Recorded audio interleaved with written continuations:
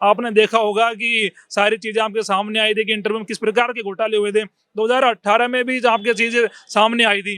जब सारी चीजें अगर ठीक नहीं है, और जो करप्शन होता है वो नीचे के लेवल से स्टार्ट होता है, एलडीसी से लेकर ऊपर तक चलता है।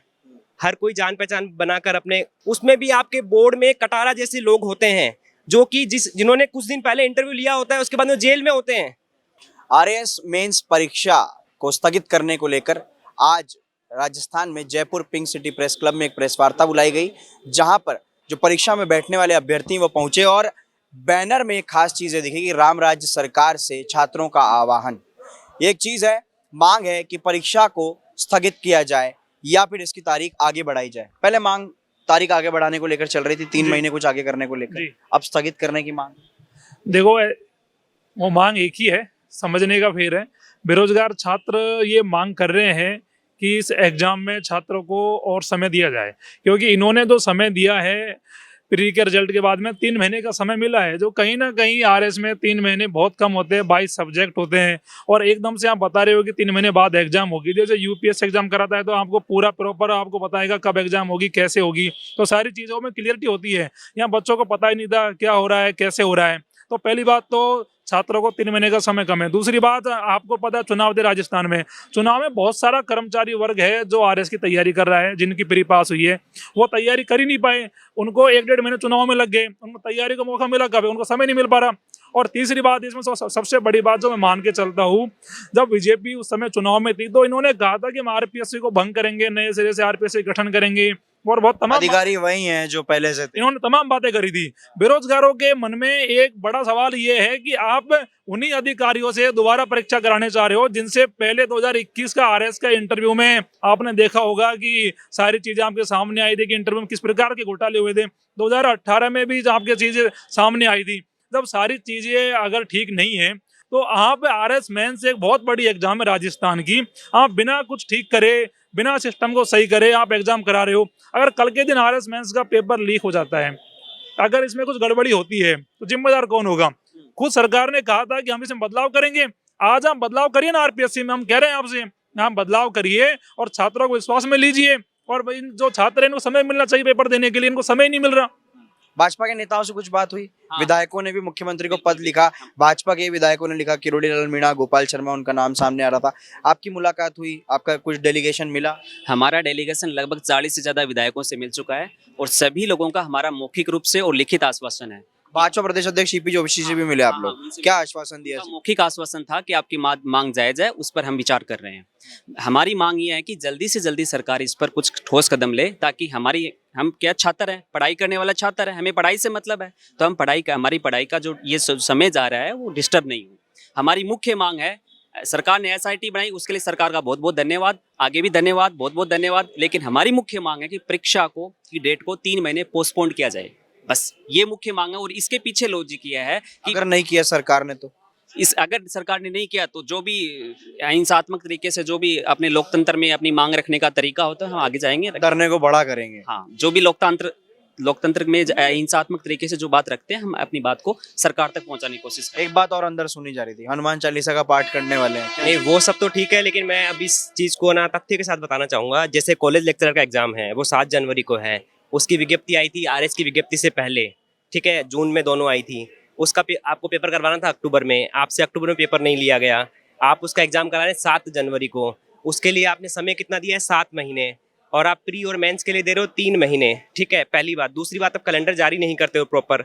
अगर आपको पेपर 3 महीने बाद ही करवाना था तो जब आपकी प्री का एग्जाम आप करवा रहे थे, नोटिफिकेशन के साथ मेंस की डेट देनी चाहिए थी आपको, ठीक है। दूसरी बात कि ठीक है, संवैधानिक संस्था है, इनके मेंबर और चेयरमैन को हम नहीं बदल सकते हैं, पर सिस्टम तो चेंज होना चाहिए। और जो करप्शन होता है वो नीचे के लेवल से स्टार्ट होता है, एलडीसी से लेकर ऊपर तक चलता है। हर कोई जान पहचान बनाकर अपने, अगर एक बच्चे का भी गलत का सिलेक्शन हो रहा है तो वो भी गलत है। और दूसरी बात, आपने थोड़ी देर पहले एक बात कही थी कि आपकी आगे की क्या प्रक्रिया है। मैं आपको आपके चैनल के माध्यम से भी ये कह रहा हूँ कि मैं 101% श्योर हूँ पेपर आगे जाएगा। पर इसमें भी क्या प्रॉब्लम है कि सरकार ने बोल दिया कि पेपर आगे करना है, आरपीएससी नहीं मान रहा है। नहीं, वैसा नहीं कह रहा हूँ मैं। आरपीएससी एक देखो, आरपीएससी सलाह पे मानती है, ठीक है, लेकिन ये क्या करेगी? अगर सरकार इनको बोलती है कि इसे आगे लेके जाइए, तो ये क्या करेंगे कि उसे मात्र 1.5 महीने आगे करेंगे। इन लोगों की जो प्रवृत्ति है वो इस तरह की रही है आगे भी, पहले भी, जैसे लास्ट बार भी जब एग्जाम कोर्ट के थ्रू स्टे लगा था तो उन्होंने उसमें भी बच्चों की डिमांड जब वो पूरी कर सकते थे तब भी उन्होंने केवल 1 महीने का समय दिया।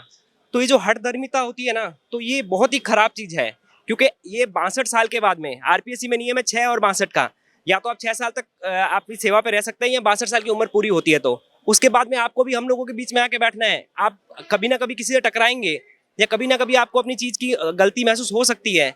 तो मैं ये चाहूँगा कि इतनी जाना लंबा खींचने की जगह आरपीएससी को खुद को संज्ञान लेना चाहिए। 3 महीने 4 महीने आगे जाने से कुछ नहीं होता। लास्ट बार 1.5 साल तक इन्होंने इंटरव्यू नहीं करवाया। रिजल्ट आने के 1.5 साल तक आप वेट करते हैं इंटरव्यू के आने के बाद में, उसमें भी आपके बोर्ड में कटारा जैसे लोग होते हैं जो कि जिन्होंने कुछ दिन पहले इंटरव्यू लिया होता है उसके बाद में जेल में होते हैं, और आपने उन कैंडिडेटों के कैसे जस्टिफाई करेंगे जिनका इंटरव्यू उन्होंने लिया है।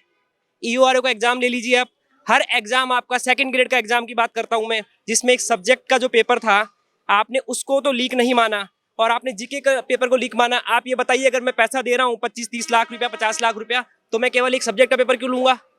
मैं दोनों पेपर लूंगा ना भाई, पास होने के दोनों पेपर की जरूरत पड़ेगी ना। मैं जिस बच्चे की तैयारी नहीं हो तो इंग्लिश वाले में कैसे पास हो जाएगा? तो इनमें खुद में पारदर्शिता नहीं है, केवल अपना कार्यकाल अपनी जो होता है ना एक क्षमताओं को यूज करना कि भाई हम इस पद पर हैं तो हम अपने आराम से जी रहे हैं, अपने 6 साल निकल जाएंगे। ऐसा नहीं होता। एक सिस्टम बनाना है आपको, यूपीएससी की तरह पूरा सिस्टम बनाइए। 1 साल पहले आपके पास कैलेंडर होना चाहिए जिसमें आपके पास डेट हो कि हम प्री इस समय करवाएंगे, मेंस इस समय करवाएंगे, ताकि कुछ बच्चे होते हैं जिनकी आर्थिक स्थिति भी अच्छी नहीं होती है, जो जयपुर आके तैयारी कर रहे हैं, उन्हें वापस जाके अपने घर वालों को जवाब देना है। और अगर वो इसी दौरान रहेंगे तो कई बार कुछ टैलेंटेड व्यक्ति होते हैं जो कि इस एग्जाम से निकल जाते हैं बाहर, वो कभी वापस इस एग्जाम की तरफ नहीं पहुंच पाते जहाँ पहुंचना चाह रहे थे। ये एक मांग है कि जो एग्जाम है वो स्थगित हो जाए। वो आईजी रहे हैं खुद, जो चेयरमैन है आज की डेट में, वो खुद आरपीएस थे, तो उनको थोड़ा सा संवेदनशील होना चाहिए और थोड़ी मैच्योरिटी दिखानी चाहिए।